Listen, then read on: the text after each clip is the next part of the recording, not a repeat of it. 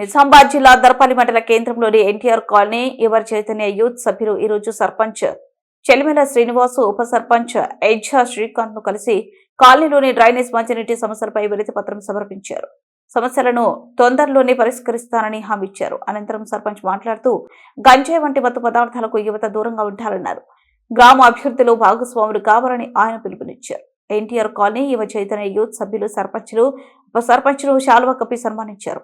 అదేవిధంగా ఫిబ్రవరి 5వ తారీఖున ప్రతి ఒక్కరూ ప్లాస్టిక్ నిషేధించే కార్యక్రమంలో పాల్గొనాలని ఎన్టీఆర్ యూత్ సభ్యులకు సర్పంచ్ పిలుపునిచ్చారు. ఈ కార్యక్రమంలో ఎన్టీఆర్ కాలనీ యువ చైతన్య యూత్ సభ్యులు, కాలనీ ప్రజలు తదితరులు పాల్గొన్నారు.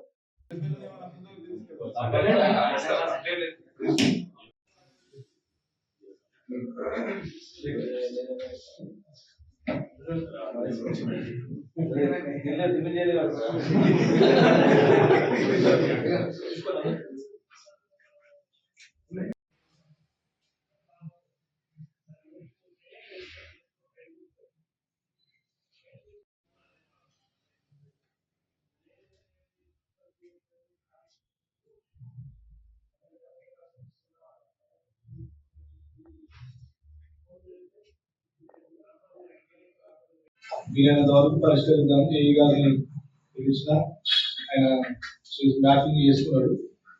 ఇక వచ్చి చెప్తున్నారు, మీరు అందరూ సహకారం ఉంటే ఆ రోజు వీలైనంత వరకు ఒక దరిపేలా మార్పు అనేది ఇక్కడికెళ్ళే స్టార్ట్ అవుతుందని ఎన్టీఆర్ కాలనీ నుంచే స్టార్ట్ అవుతుందని చూద్దాం. ఆ రోజు శ్మశాన వారికి చేసి తీసుకెళ్దాం. ఏం చెట్లు వీటి క్లీన్ చేసి మన బౌండరీ ఏముంది దాన్ని ఫర్దర్ ఏం చేయొచ్చు, మనం డిపార్ట్మెంట్ వాళ్ళకు ఎన్ఆర్జీఎస్ ఏం పెట్టచ్చు అనే ఉద్దేశం చూద్దాం.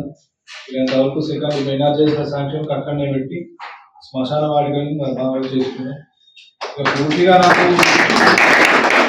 నేను ఒకరిలాగా ఉంటాను. నేను కింది స్థాయికి వచ్చిన వ్యక్తిని, సమస్యల మీద అవగాహన ఉన్నది.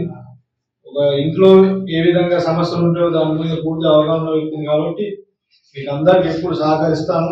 ఏ పని ఉన్నా కానీ నా దగ్గరికి రండి, మొహమాటాలు అవసరం లేదు, మంచి చేసుకోండి. నా సహకారం ఎప్పుడు ఉంటుంది. దీంతో పాటుగా దర్పల్లిలో డ్రగ్స్ గంజాయి విపరీతంగా ఉంది. వీలైనంత వరకు దర్పల్లి దాన్ని లేకుండా చేద్దాం. మీ సహకారం కూడా నాకు కావాలి.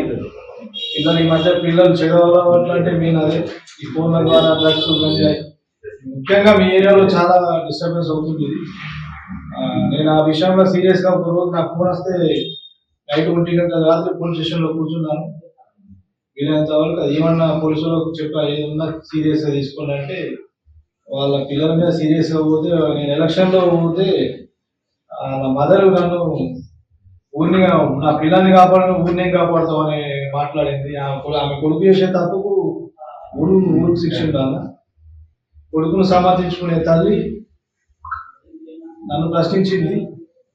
కానీ నేనేమనలే, నాకు మొహమాట మనకు అవసరం లేదు, సంతోషంగా నవ్వచ్చిన. కానీ అలాంటి వాళ్ళు చీడపురుగులు దర్పల్లికి మన ఏరియాలో చాలా విపరీతమైన ప్రాబ్లమ్స్ వస్తుంది. గంజాయికి విపరీతమైన పునాది అక్కడనే ఉంది. దాన్ని అక్కడి నుంచే అరగట్టు చాలు చేద్దాం. నేను ఎప్పుడు మీకు సహకరిస్తాను, మీ సహకారం నాకు కావాలి. నైట్లో 12 గంటల రాత్రి